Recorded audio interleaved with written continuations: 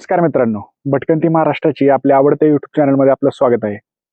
मित्रांनो, जेव्हा आपण छत्रपती शिवाजी महाराजांबद्दल काही माहिती घेण्याचा प्रयत्न करतो, काही त्यांच्या विषयीच्या कादंबऱ्या वाचतो, चित्रपट बघतो, त्यावेळेस आपल्या असं लक्षात येतं की स्वराज्य निर्माण करण्यात आपल्या गडकिल्ल्यांचा खूप मोठा वाटा आहे. महाराष्ट्रात वेगवेगळ्या प्रकारचे असे गडकिल्ले आहेत, ज्यांनी स्वराज्य निर्माण करण्यात मोलाची कामगिरी बजावली आहे. असाच एक किल्ला आज आपण बघण्यासाठी आलेलो आहोत. तो किल्ला म्हणजे भव्य असा प्रतापगड. हा व्हिडिओ बनवण्याचा मुख्य उद्देश म्हणजे प्रतापगडाविषयी न ऐकलेली माहिती तुम्हाला मिळावी. त्यामुळे व्हिडिओ हा शेवटपर्यंत नक्की बघा. व्हिडिओ खूप इंटरेस्टिंग होणार आहे, त्यामुळे स्किप न करता हा व्हिडिओ शेवटपर्यंत तुम्ही बघावा ही अपेक्षा.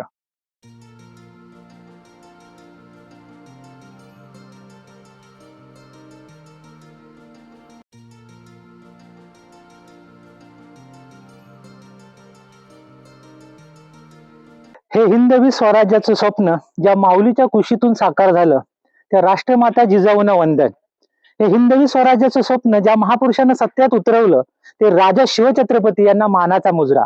आणि हिंदवी स्वराज्याचे देखणं स्वप्न ज्या महापुरुषाने आपल्या अंगाखांद्यावर पेललं किंवा बाळगलं, ते धर्मवीर संभाजी महाराज यांना कोटी कोटी प्रणाम करून रायगडच्या पूर्वेला महाबळेश्वरच्या पश्चिमेला सह्याद्रीच्या ओठात आणि जावलीच्या घाटात एक उंच शिखर आकाशी झेप घेत उभं होतं. एका गरुड नजरेने त्याला हेरलं, तटबंदीचा मुकुट चढवला आणि नाव दिलं किल्ले प्रतापगड. या किल्ले प्रतापवरती मी छत्रपती शिवाजी राजांचा मावळांचा वंशज संदीप गोविंद जाधव आपले सहर्ष स्वागत करतो. उभेच राहून सांगेन गाथा शिवरायांच्या पराक्रमाची, आठवण करून देईन मराठ्यांच्या इतिहासाची. राजांनी खरं हा किल्ला बांधला कशासाठी, तर राजांची कुलस्वामिनी तुळजाभवानी म्हणजे तुळजापूरला येते पहा, परंतु विजापूर म्हणजे कर्नाटक बॉर्डर, विजापूर ते तुळजापूर हा जो पूर्ण प्रदेश होता, हा पूर्वी आदिलशाहीच्या ताब्यामध्ये असायचा. म्हणजे हे राजांचे शत्रू लोक. तर राजांना तुळजाभवानी मातेच्या दर्शनाला तुळजापूरला जाण्या येण्यासाठी त्रास व्हायचा, तर त्याच्या लढा व्हायचे, मावळे मारले जायचे. म्हणून या भवानी मातेने राजांच्या स्वप्नामध्ये येऊन सांगितलं, जावली प्रांतामध्ये एक ढोरप्या नावाचा डोंगर आहे, त्या ठिकाणी तू माझी स्थापना कर. आता ढोरप्याचा अर्थ काय पहा, गाई गुरं असतात ना, ती पूर्वी डोंगरावरती गवत खाण्यासाठी येत असत. त्या गाया गुरांना मराठी रांगडी लोक आपण ढोरं म्हणतो, म्हणून हा ढोरप्या नावाचा डोंगर. या डोंगरावरती राजांनी 1656 हा किल्ला बांधायला सुरुवात केली आणि 1658 किल्ला बांधून पूर्ण केला. आपल्याला ही जी तटबंदी दिसतीये, 5 किलोमीटरची तटबंदी आहे. किल्ल्याचा आतला एरिया 52 एकर बांधलाय फक्त 2 वर्षामध्ये भवानी मातेच्या मंदिरासाठी. परंतु इतिहासामध्ये प्रसिद्ध झाला हे अफजल खानला मारल्यानंतर. आता हा अफजल खान विजापूरचा एक मोठा सरदार होता. उंचीने म्हणाल तर 7.5 फुटाचा माणूस. ताकद एवढी जबरदस्त होती की हत्तीला पण एकटा ढकलत नेऊ शकत होता. आणि त्याचं कुटुंब सुद्धा अतिशय छोटं कुटुंब होतं. त्याला 64 बायका आणि 43 मुलं होती. असा हा अफजल खान राजांना मारण्यासाठी 40,000ची फौज घेऊन विजापूरहून निघाला. येता येता वाटेमध्ये तुळजापूर, पंढरपूर ही जी काही मंदिरं दिसतील ही उद्ध्वस्त करत निघाला. कारण याला माहिती होतं राजे हे थोडे धार्मिक स्वभावाचे व्यक्ती आहेत. समजा जर मी यांची मंदिर वगैरे उद्ध्वस्त केली तर हे कोणत्याही किल्ल्यामध्ये असतील तर मोकळ्यामध्ये आपल्याशी युद्ध करतील. परंतु राजांना माहित होतं खुल्या मैदानामध्ये अफजल खानाशी आपला निभावच होणार नाही, कारण त्याची फौज आहे जास्त आहे, ताकद आहे जास्त आहे. मग सर्व करत करत हा अफजल खान वाईमध्ये येऊन पोहोचला. तुम्हाला लोकांना वाई सिटी माहिती असेल. त्या ठिकाणी आल्यानंतर राजांनी आपल्या वकिलामार्फत त्याला एक पत्र पाठवलं. राजांच्या वकिलाचं नाव आहे गोपीनाथ पंत बोकील आणि अफजल खानाच्या वकिलाचं नाव आहे कृष्णाजी भास्कर कुलकर्णी. पत्रातला मजकूर काय लिहून घेतला की तुम्ही मला काकासारखे आहात, तुमच्या अफाट फौजेचा मला अनुभव आहे आणि ज्याप्रमाणे आपण विजापूर या ठिकाणी मला भेटण्यासाठी आलायत, तसं जावली प्रांतामध्ये जो मी किल्ला बनवलाय त्याच्या पायथ्याला मला येऊन भेटा. आता या अफजल खानला माहित होतं खरं तर राजांना मारायला आपण एवढ्या दूरवर आलोय, जर समोरूनच निमंत्रण देत आहेत तर जायला काहीच हरकत नाही. अफजल खानने राजांना भेटायचं मान्य केलं आणि दोघांमध्ये दिवस ठरला 10 नोव्हेंबर 1659. 10 नोव्हेंबर 1659 इंग्रजी कॅलेंडर नुसार. मराठीतला महिना होता मार्गशीर्ष शुद्ध सप्तमी, शके 1581, वार होता गुरुवारचा आणि वेळ ती दुपारची 12ची. राजा आणि अफजल खानची भेट ठरली. दोघांमध्ये नियम ठरले की दोघांबरोबर 10 अंगरक्षक येणार आणि आपापले वकील राहणार. राजांनी आपल्यावर आपले 10 अंगरक्षक घेतले. संभाजी कावजी कोंडाळकर, जीवा महाले, सिद्धी इब्राहिम, काताजी इंगळे, येसाजी कंक, कोंडाजी कंक, कृष्णाजी गायकवाड, सूरजी काटक, विसाजी मुरंबक आणि संभाजी करवर. परंतु अफजल खानने आपल्या ताकदीच्या गुर्मीमुळे आपल्यावर एकच अंगरक्षक घेतला, त्याचं नाव आहे सय्यद बंडा. आणि हा अफजल खान, या दोघांचा जो इतिहास होता हा राजांना पूर्वीपासून माहित होता. हा अफजल खान काय करायचा, कोणत्याही राजाला भेटीच्या कारणाने बोलवायचा, मिठीमध्ये घ्यायचा आणि तिथंच आवळून मारायचा. कारण 7.5 फुटाचा ताकदवर माणूस त्याच्या मिठीतून कुणी सुटत नव्हतं. आणि सय्यद बंडाची खासियत काय, तर 10 फूट दूर माणूस पाहिल त्याला उडी मारून दानपट्ट्याच्या एका घावामध्ये कापायचा. एवढी त्याची नजर तीक्ष्ण असल्यामुळे या दोघांना भेटायला जाण्याअगोदर राजांनी आपलं स्वतःचं संरक्षण केलं.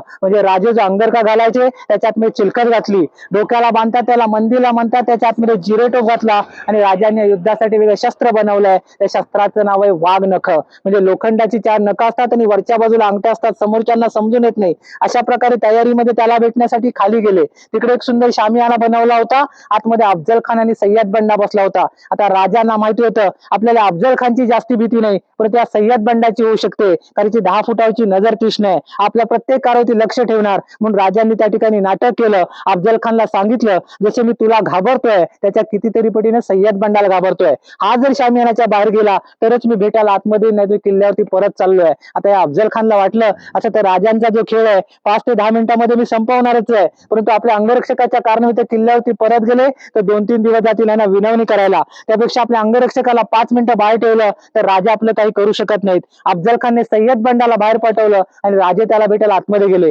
आता अफजल खानची उंची होती 7.5 फूट आणि राजांची उंची होती 5.25 फूट. आता हा 7.5 फूटवाला माणूस 5.25 फुटाच्या माणसाला भेटतोय म्हणजे छातीवरती लागणार.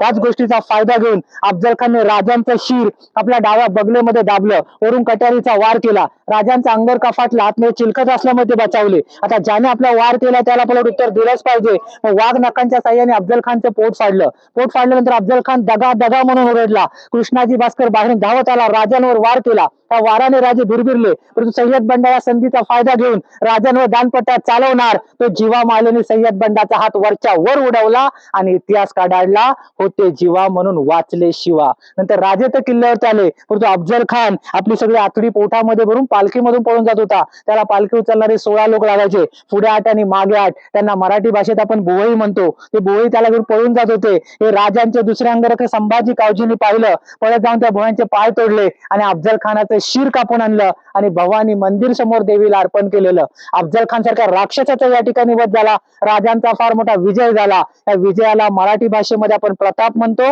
म्हणून नंतर ह्या गडाचं नाव प्रतापगड ठेवलंय. पहिलं ढोरप्या नावाचा डोंगर होता आणि अफजल खान सारख्या एकाच राक्षसाची 2 थडगे आहेत. शरीराचं जे थडगं आहे ते प्रतापगडच्या पायथ्याला, त्याला आपण प्रतापगड माची म्हणतो, आणि शिराचं जे थडगं आहे ते पुणे जिल्ह्यामध्ये राजगड किल्ला येतो. तर राजांच्या आऊसाहेब जिजामाता त्या ठिकाणी राहायच्या. आपल्या मुलाने एवढ्या मोठ्या राक्षसाला मारलाय हा पुरावा दाखवण्यासाठी त्या ठिकाणी नेलं, त्या ठिकाणी दफन करून टाकलं.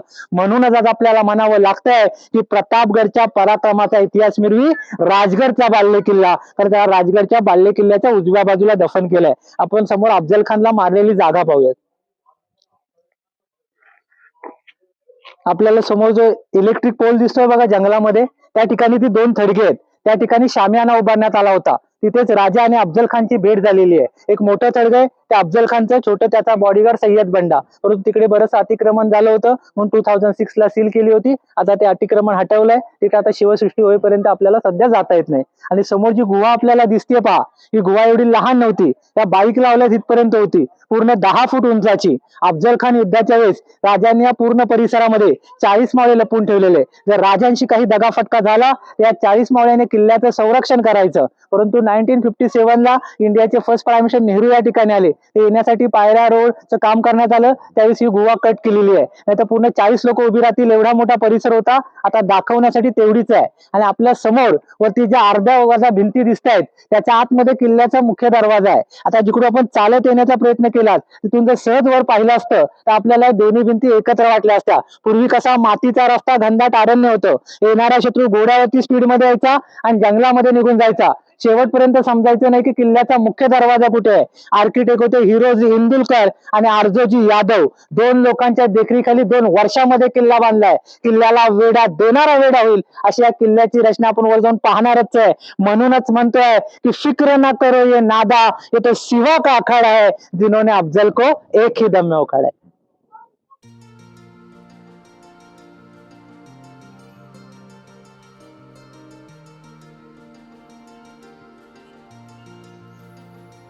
आता हा किल्ल्याचा मुख्य प्रवेशद्वार. आपल्या लोकांना जाण्या येण्यासाठी एवढा एकच मार्ग आहे. एकदा का आपण हा दरवाजा बंद केला की आतले लोक आत आणि बाहेरचे बाहेर. पूर्वी कसं होतं, सूर्योदयाला खोलायचो आणि सूर्यास्ताला बंद करायचो. ते रिवाज आजही आपण फॉलो करतो.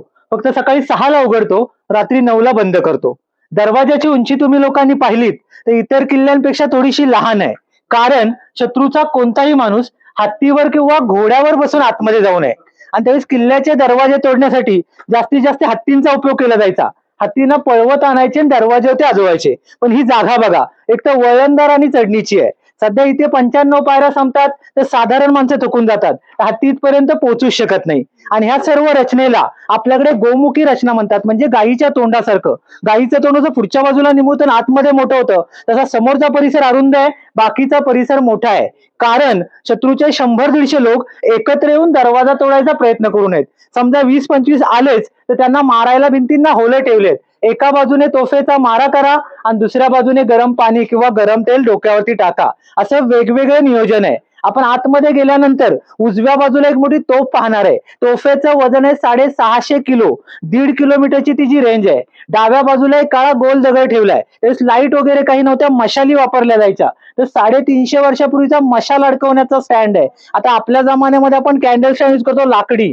350 वर्षापूर्वीचा दगडी मशाल स्टँड आहे. पूर्वी त्या दोन्ही जागा रिकाम्या असायच्या, त्याला आपण दिवडी म्हणतो, म्हणजे पहारेकऱ्यांना बसण्याचं ठिकाण. जुने गावकरी चालवतात ती चावडी आणि पहारेकऱ्यांची दिवडी. म्हणूनच म्हणतोय, आयुष्य छान आहे, थोडं लहान आहे, परंतु छत्रपती शिवरायांच्या मातृभूमीवर जन्माला आलोय याचाच आपल्याला अभिमान आहे.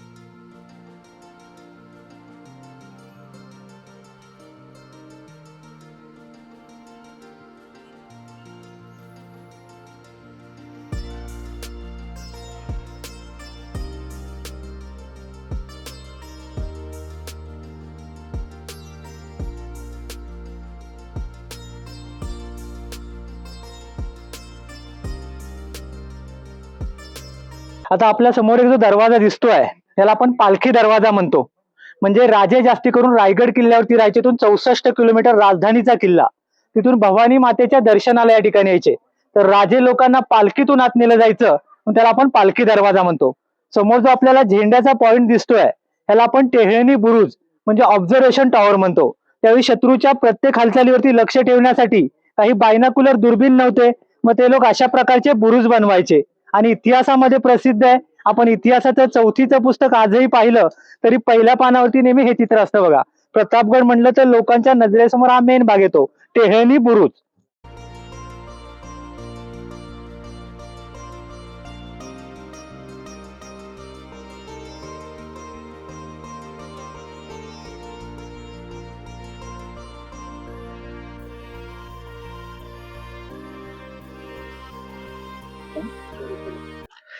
आता हा पूर्ण डोंगर आपल्याला दिसतोय हे महाबळेश्वर आहे. समुद्र सपाटीपासून महाबळेश्वरची उंची 4,500 फूट आणि प्रतापगड 3.5.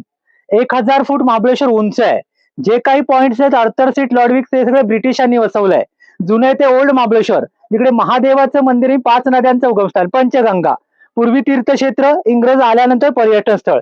आणि खाली जो आपल्याला हा पूर्ण जंगली परिसर दिसतोय हा इतिहासातील महत्वपूर्ण ठिकाण म्हणजे जावलीचं खोरं आहे. ह्याला विजापूरचा बाल्य किल्ला मानलं जातं. कारण या जावली भागामध्ये महत्वाचे किल्ले येतात. प्रतापगड, मधुमकरनगड, कमळगड, रसाळगड, रायगड.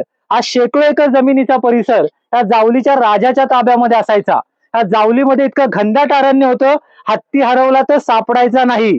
सूर्याची किरण इथं पडत नव्हती. इथं राज्य करणाऱ्यांना माज गुरमी होती. इथं राज्य कोण करायचं तर मोरे लोक. या मोरे लोकांना विजापूरवाल्याने किताब दिलाय. त्या किताबाचं नाव आहे चंदरराव. म्हणजे जावलीच्या प्रत्येक मोऱ्यांना चंदरराव मोरे म्हणतात. जावलीचे त्यावेळेचे राजे होते यशवंतराव मोरे. वय वर्ष होतं 50. आणि राजांनी अफजल खानला मारलं तेच राजांचं वय वर्ष फक्त 29 होतं. राजाने यशवंतराव मोऱ्यांना पत्र लिहून सांगितलं की तुम्ही मुझफ्फर राजे म्हणवता तरी तुम्ही राजे न म्हणवावे. राजे आम्हास राजे शिव शंभूने दिले आहे, तरी तुम्ही आपला मुलूक खाऊन हमरा चाकरी करावी. या उपर बदफैली करून फंद कराल तर जावली मारून तुम्हाला कैद करून ठेवू. पण मोऱ्यांनी त्यांना प्रत्युत्तर करून सांगितलं, तुम्ही कसले राजे, तुम्हाला कोण राजे म्हणतो? मुझफ्फर राजा आपली घरे म्हटलं कोण मानतो? येता जावली तर जाता गोळी. पुढे एक मनुष्यही जिवंत राहणार नाही. तुमच्यामध्ये पुरुषार्थ असेल तर उद्या केल तर आजच या. दारुगोळा मजबूत आहे. आम्ही कोकणचे राजा असून आमचा राजा श्री महाबळेश्वर. श्रीच्या कृपेने बादशाह समाज राजे किताब मोर्चे सिंहासन मेहरबान होऊन दिले आहे. तरी आम्ही दारमदारी दर पिढी जावलीशी राज्य करतो. या उपर खटखट कराल तर स्पष्ट समजून करणे. येथे उपाय कराल तर तो अपयश होईल. यश न घेता अपयशास पात्र होऊन जाल. राजांना हे त्याचं म्हणणं पटलं नाही. 15 जानेवारी 1656 ला राजांनी जावलीवरती स्वारी केली. चंद्रराव मोऱ्यांना पराभूत केलं. हा प्रदेश आपल्या ताब्यामध्ये घेतला. नंतर किल्ला बांधला. इतिहासामध्ये पूर्वी किल्ला नव्हता. हे जावलीचं खोरं म्हणून प्रसिद्ध होतं. परंतु या चंद्रराव मोऱ्यांचा भाऊ होता प्रतापराव मोरे. म्हणून रायरीला म्हणजे रायगडला गेला. राजांनी त्याचा पाठलाग केला. त्याला पकडून आणलं. त्याने जीवदान मागितलं म्हणून राजांनी दिलं. परंतु याच प्रतापराव मोरेनं अफजल खान भेटीच्या वेळेस विजापूरवाल्यांना मदत केली. म्हणून जावलीच्या प्रत्येक मोरांना आजही गद्दार मोरे म्हणतात. म्हणूनच म्हणतोय मोरे तुम्ही असे कसे झाला यवनांचे भक्त आणि मराठ्यांच्या तलवारी लावलत मराठ्यांचंच रक्त. तलाव आहे. असे 4 तलाव 4 कोपऱ्यांमध्ये आहेत. हा रस्त्यालगत असल्यामुळे आपल्याला पाहायला मिळतोय. बाकी 3 जंगलामध्ये आहेत. पण ह्याचे राजांना त्याचे 2 फायदे झाले.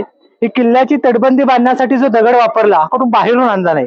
बाहेरून आणला असता तर 2 वर्षामध्ये किल्ला पूर्ण नसता झाला. समोर जे काळ्या कलरचे डोंगर दिसत आहेत हे डोंगर फुटपर्यंत असायचे. हे डोंगर ह्याच ठिकाणी फोडून काढले. तिथून दगड काढला. ज्या ठिकाणाहून दगड काढला त्या ठिकाणी मोठमोठे खड्डे झाले. त्याच्यामध्ये पाण्याचा साठा झाला. म्हणजे राजांना 2 फायदे. पहिला तर किल्ल्याची तटबंदी बांधण्यासाठी दगड आणि दुसरं वापरण्यासाठी पाणी. आज आपण म्हणतोय की रेन वॉटर हार्वेस्टिंग किंवा आपली आहे ही 350 वर्षापूर्वी त्या लोकांनी बनवली आहे. आणि ज्या पर्वत रांगांमध्ये आपण उभे आहोत हे जगामध्ये फेमस असलेले पर्वत. याला आपण सह्याद्रीच्या पर्वतमाला पश्चिम घाट म्हणतो. तुमच्या वाचण्यामध्ये कधी तर मिर्झा राजे जयसिंगांचा पुरंदरचा तह आला तर मिर्झा राजेंबरोबर औरंगजेबचा एक सरदार आला होता. त्याचं नाव आहे दिलेर खान. त्या दिलेर खाननं चेष्टा मस्करी करण्यासाठी मिर्झा राजाने विचारलं कि मिर्झा राजे सह्याद्री क्या होता है. तर मिर्झा राजांचं वाक्य होतं दिलेर खा ये सह्याद्री है सह्याद्री. या तो तलवारें खनकती है ना कि आपके महबूब की तार. या तो शाहिस्ते खा की उंगलियां काटी जाती है. अफजल खान का पेट फाट के सर काटा जाता है. आणि या सह्याद्रीमध्ये छाती ठोकपणे फिरण्याची ताकद फक्त 3च लोकांमध्ये. एक म्हणजे वारा, दुसरा म्हणजे वाघ आणि तिसरे म्हणजे मराठे.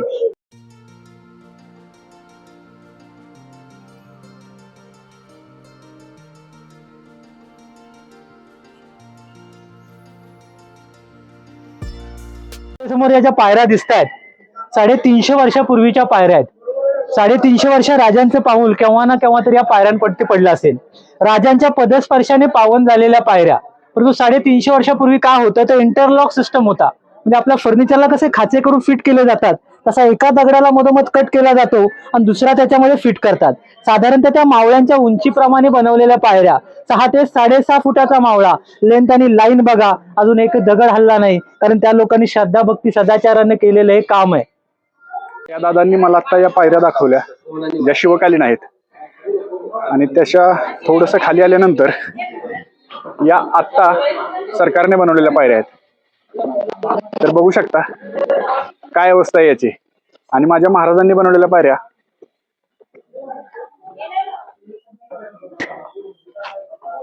अजूनही जशाच्या तशाच आहेत.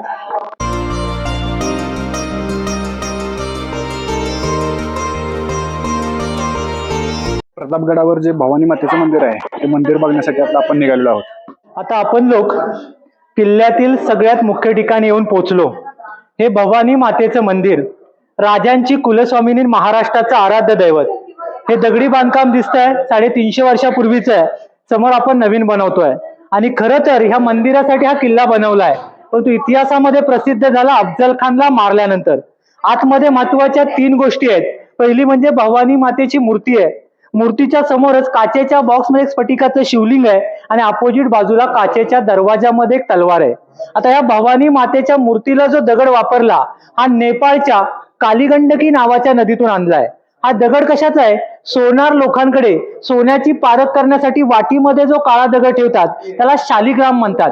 शालिग्राम दगडापासून भवानी मातेची मूर्ती बनवण्यात आलेली आहे. हा दगड नेपाळवरून राजगड किल्ला पुणे जिल्ह्यामध्ये मागवण्यात आला आणि त्यावेळेचे मूर्तिकार होते बंबाजी नाईक पानसरे, ज्यांनी अष्टभुजा म्हणजे 8 हात असली मूर्ती घडवली आहे. आणि 1661 ला मूर्तीची स्थापना अफजल खान वधानंतर 2 वर्षांनी. आपण आतमध्ये जाऊन पाहू 365 वर्षापूर्वीची मूर्ती कशी दिसतीये. मूर्तीच्या समोरच काचेच्या बॉक्समध्ये स्फटिकाचं शिवलिंग आहे. राजे आपल्या सतत सोबत बाळगणारे शिवलिंग पाहण्याचा योग तुम्हा लोकांना येणार आहे.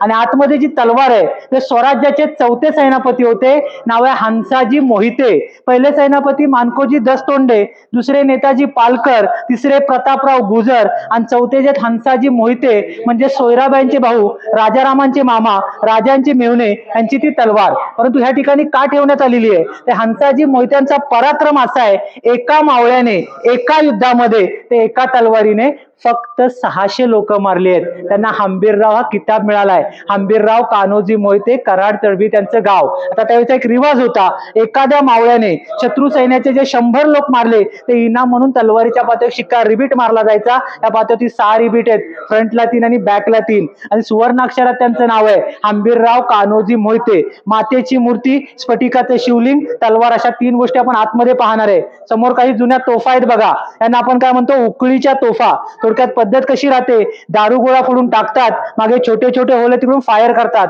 साधारणतः हातामध्ये आपण बॅग कशी पकडतोय तशी हातामध्ये पकडण्याची पहिली वाली तोफ आहे. एकटा माणूस उचलून 5 किलोमीटरची बॉर्डर फिरत होता. वजन फक्त त्याचं 150 किलो आहे. आता आपण मिलिटरीमध्ये लॉकेट लॉन्चर पाहतो ना, हे जुनेवाले 120 चे, 35 च्या 2, 45 ची 1 आणि 3 नंबरच्या हॉकीच्या काठीसारखी दिसते बघा, ही त्यावेळची दगड फोडायची पहार आहे. आज आपल्या जुन्या कुटुंबामध्ये आपण पहार असायची म्हणायची वेळ आणली. एकतर अंगठ्याची साईज 1.5 ते 2 किलो वजन, त्याचा वापर आपण माती खणण्यासाठी करतो. ही त्यावेळची दगड फोडायची पहार, 50 किलो वजनाची पहार घेऊन लोक 8-8 तास काम करत होते. आता आपल्याकडे बरेचसे आधुनिक मावळे येतात, उचलण्याचा प्रयत्न करतात, हातापायावर पाडून घेतात. मग आम्ही लोकांनी ते बंद केलंय, कारण आता आपल्याला नवीन इतिहासाची गरज उरली नाही. येणारे जे आधुनिक मावळे आहेत सगळे वडापाव, पिझ्झा, बर्गर, चायनीजच्या समाधानी, त्यांचं एक कामही नाही. म्हणूनच म्हणावं लागतंय की नसत्या राजमाता जिजाऊ, नसत्या राजमाता जिजाऊ तर नसती दिसली अंगणामध्ये तुळस, आणि नसते राजाशिवाय छत्रपती तर उरले नसते मंदिरावरती कळस. समोर दिसतेय ही देवीची मूर्ती शालिग्राम दगडापासून बनवलेली आहे. 365 वर्ष झाले आणि ते काचेच्या बॉक्स मध्ये आहे बघा. समोर हे स्फटिकाचं शिवलिंग जे राजे सतत सोबत बाळगायचे. आणि हंबीरराव मोहित्यांची तलवार आपण या ठिकाणी पाहू. ही हंबीरराव मोहित्यांची तलवार. आता आपण भवानी मातेचं दर्शन घेतलं आणि या मंदिरासमोरूनच इकडे बाले किल्ल्याला जाण्यासाठी रोड आहे, तर आपण बाले किल्ला बघण्यासाठी निघालोय. आता आपल्या समोर एक हनुमानांची मूर्ती आहे. ह्या मूर्तीचं जे तोंड आहे दक्षिण बाजूला आहे, त्याला आपण दक्षिणाभिमुखी हनुमान म्हणतो. तुमच्या लोकांच्या पाहण्यात बरेचसे दक्षिणमुखी हनुमान आले असतील, पण मूर्तीचं तोंड डाव्या किंवा उजव्या बाजूला असते. हातामध्ये पर्वत किंवा गदा असते. ही समोर तोंड आशीर्वाद देणारी मूर्ती, त्याला संकट मोचन हनुमानजी म्हणतात. अशी मूर्ती सहसा पाहायला मिळत नाही. मूर्तीला कलर केलाय म्हणून मूर्ती नवीन दिसतीये. मूर्ती जुनी आहे. बाहेरचं मंदिर हल्ली नवीन बनवलंय. आणि इथून वरती आपण किल्ल्याच्या दुसऱ्या भागामध्ये जातोय, त्याला काय म्हणतात, बाल्य किल्ला. मग त्यावेळी राजे लोकांचा राहण्याचा राजवाडा, अन्नधान्याची कोठार, घोड्यांचे तबेले हे वरती असायचं. परंतु इंग्रज लोकांनी बरंच उद्ध्वस्त केलंय. काही ठिकाणी रिकामे चौतरे, राजांची मूर्ती आहे, तिकडे आता आपण जाणार. आता आपण बाल्य किल्ल्यात प्रवेश करूया.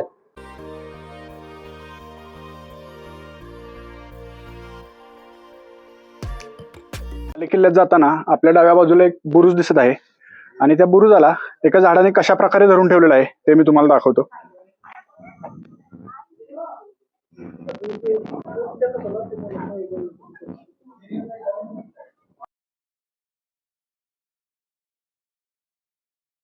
ते आतमध्ये एक शिवलिंग आहे, त्याला आपण स्वयंभू शिवलिंग म्हणतो. म्हणजे राजे त्यावेळी ठिकाणी भवानी माता मंदिर जे आपण खाली पाहिलंय ते या ठिकाणी बांधणार होते. जमिनीचं खोदकाम करताना आतलं शिवलिंग हे जमिनीत सापडलंय, त्याला आपण स्वयंभू म्हणतो, म्हणजे भूमीतून स्वयं प्रकट झालेलं. अफजल खान भेटीच्या वेळेस राजे हा महादेवांना रुद्राभिषेक करून गेले. अफजल खानला मारण्याची इच्छा पूर्ण झाली, मग आपण इच्छापूर्ती म्हणतो. आणि हा जो आपल्याला पूर्ण रिकामा चौथरा दिसतोय, ही त्यावेळची राजदरबारची जागा आहे. त्याला आपल्या भाषेमध्ये सदर म्हणतात, परंतु दरबार मोगलांचे चालायचे, म्हणून लोकांना मोगली पद्धतीची दोन नावं प्रचलित आहेत, एक दिवाने खास आणि दिवाने आम, सिक्रेट आणि जनरल. दिवाने खास, खास लोकांचं अष्टप्रधान मंडळ, 8 लोक बसतील ह्या हिशोबाने जागा आहे. मोठा दरबार रायगडवरती चालायचा, पूर्ण बंदिस्त इमारती होत्या, इंग्रजांनी खजानेच्या लालसेपोटी उद्ध्वस्त केले, आता रिकामे चौथरे आहेत. परंतु या दरबारच्या जागेवर इतिहासातील एक महत्वपूर्ण घटना घडली आहे. अफजल खान आपल्यावर येताना 40,000 फौज घेऊन आला. 28,000 फौज त्याने वाईमध्ये ठेवली. 12,000 फौज घेऊन कोयना काठी राजांना मारण्यासाठी आला. 11,000 फौज 3,000 मराठ्यांनी कापली. त्याच्यामध्ये एका मावळ्याने 600 लोक मारलेत, त्यांची तलवार आपण पाहिलेली आहे. 1,000 फौज घेऊन अफजल खानचा मुलगा फाजल खान विजापूरला पळून गेला. त्याला जाण्यासाठी महाराजांच्या एका सैनिकाने रस्ता दाखवला, त्याचं नाव आहे खंडोजी खोपडे देशमुख. राजांच्या लोकांनी त्याचा वाईपर्यंत जाऊन पाठलाग केला, त्याला पकडून या सदरेवरती आणलं. काही लोकांचं म्हणणं होतं आणि गद्दारी केलेल्या शिक्षा ही झालीच पाहिजे, परंतु मोरोपंत पिंगळे, कान्होजी जेधे या वयस्कर मंडळींचं म्हणणं पडलं, हा इथला लोकल माणूस आहे, गड बांधण्याची खूप मदत झालेली आहे. आणि तसे पाहायला गेलात तर दुरून तुमचे मानलेले मामाही लागतात. राजांनी मामा या शब्दावर जास्ती लक्ष केंद्रित केलं. समजा जर मी माझ्या सोकियांना सोडलं तर परके इथे आक्रमणच करायला बसलेत. मग राजांनी त्यांना विचारपूर्वक शिक्षा दिली. त्यांना शिक्षा कोणती दिली? त्यांचा उजवा हात आणि डावा पाय या सदरेवरती कापून टाकला. उजवा हात का? त्यावेळी शमशेर तलवार पकडण्यासाठी उजव्या हाताचा वापर केला जायचा. आणि डावा पाय का? राजे घोड्यावर बसायचा असेल तर प्रथम डावा पाय टाकावा लागतो, नंतरच घोडेस्वारी करावी लागते. त्यावेळी एका मावळ्याचं जीवन काय होतं? घोडेस्वारी करणे, तलवारबाजी करणे. जिवंतपणे एक मावळा हे जीवन जगू शकत नव्हता, म्हणजे जिवंतपणे मरण यात्रा खंडोजी खोपडे देशमुखला ह्या ठिकाणी दिली. म्हणजे आपल्या आजच्या भाषेत बोलायचं झालं तर गद्दारांना क्षमा नाही. आपण मागे जाताना एक भुयारी मार्ग, कडेलोट पण, शिक्षा देण्याची जागा आणि शेवट राजांचं स्मारक पाहून पायऱ्यांनी खाली उतरणार आहे.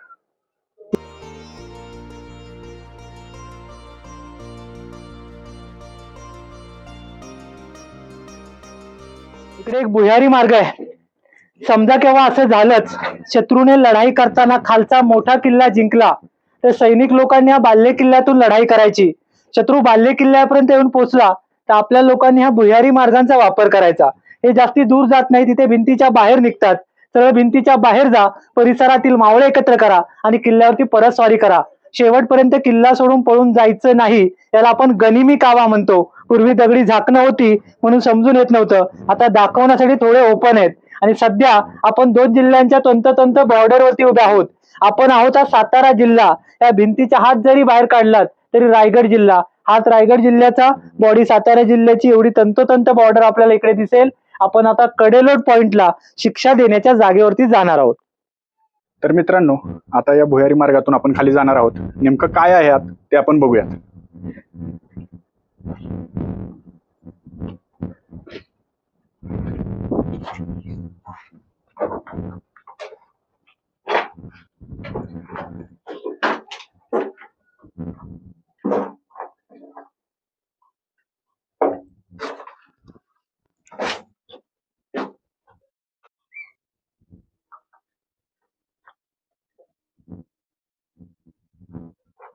या भुयारी मार्गातून खाली उतरण्यासाठी अशी व्यवस्था आहे.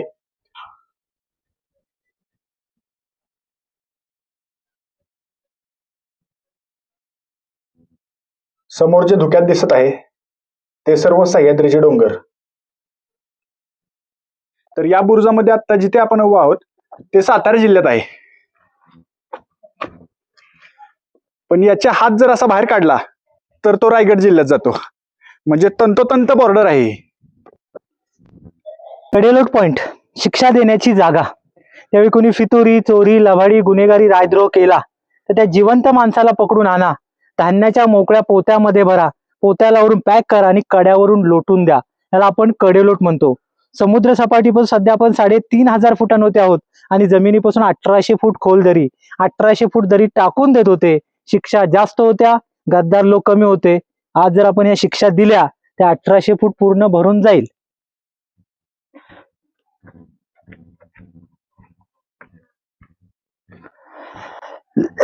तुम्ही बघू शकता की कडेलोट पॉइंट नेमका किती खोल आहे.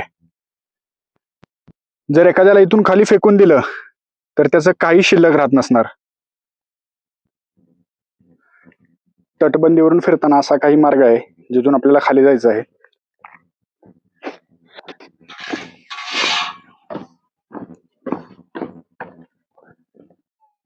आता ही जी मूर्ती आपल्याला दिसतीये या पूर्ण परिसरामध्ये पूर्वी राजांचा राहण्याचा राजवाडा होता, परंतु इंग्रज लोकांनी उद्ध्वस्त केला. मग राजवाड्याची काहीतरी आठवण पाहिजे म्हणून महाराष्ट्र सरकारने ह्या ठिकाणी स्मारक बसवलंय.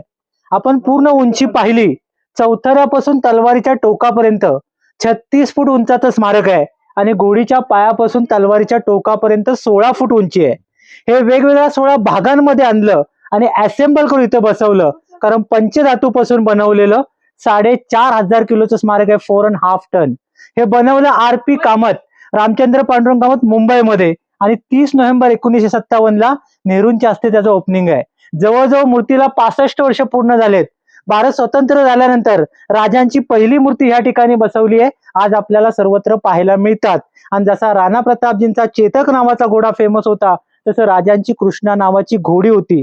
आणि आपण कधीही कुठेही जर अशा मूर्त्या पाहाल तर मूर्तिकार अशा मूर्त्या बनवताना एक इतिहास दर्शवण्याचा प्रयत्न करतात.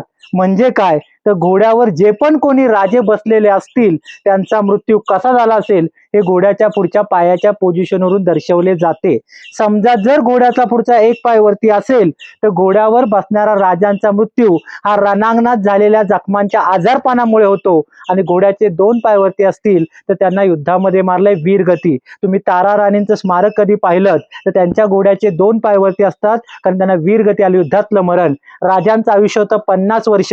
1630 जन्म झाला शिवनेरी किल्ला पुण्यामध्ये आणि 1680 मृत्यू झाला रायगड वरती. पहिली 15 वर्ष जर लहानपणाची आपण सोडलीत तर 35 वर्षाच्या आयुष्यामध्ये त्यांनी 500 लढाया आणि 365 किल्ले जिंकलेत. त्यांना उसंत आराम कधी मिळाला नाही. सतत घोडेस्वारी करून गुडघ्यांमध्ये त्रास होत गेला, त्याच्यामध्ये विष बाधा झाली, ती पूर्ण शरीरामध्ये पसरली आणि त्याच आजारपणामध्ये वयाच्या 50वी त्यांचा मृत्यू झालाय. म्हणून त्यांच्या घोड्याचा एक पाय वरती आहे. म्हणूनच आज आपल्याला म्हणावं लागतंय की ना शिवशंकर ते कैलासपती, ना लंबोदर ते गणपती, नतमस्तक तया चरणी, ज्यांनी केली स्वराज्याची निर्मिती. देव आपल्या सर्वांचे एकच, फक्त राजे शिवछत्रपती. जेव्हा आपण गड किल्ल्यांवर फिरतो त्यावेळेस एक वेगळीच ऊर्जा असते. आता मी मागासपासून 1 तास झालं या प्रतापगडावर फिरतोय आणि माझ्या डोक्यात असे वेगवेगळे विचार येत आहेत. विचार म्हणजे एक असे इतिहासातले क्षण असे डोक्यात माझे येत आहेत जे की मी वाचलंय. त्यात शाहिस्तेखानाची बोटं छाटलेली असू देत, किंवा महाराजांनी अफजल खानाचा कोथळा बाहेर काढला तो क्षण, किंवा महाराजांची आग्र्याहून सुटका तो क्षण. या सर्व गोष्टी माझ्या डोक्यात येत आहेत आणि मला अभिमान आहे की मी अशा महाराष्ट्रात राहतो जिथे छत्रपती शिवाजी महाराज होते. तर मित्रांनो, कसा वाटला आजचा व्हिडिओ? व्हिडिओ आवडला असेल तर लाईक करा, शेअर करा आणि कमेंट करायला विसरू नका. धन्यवाद.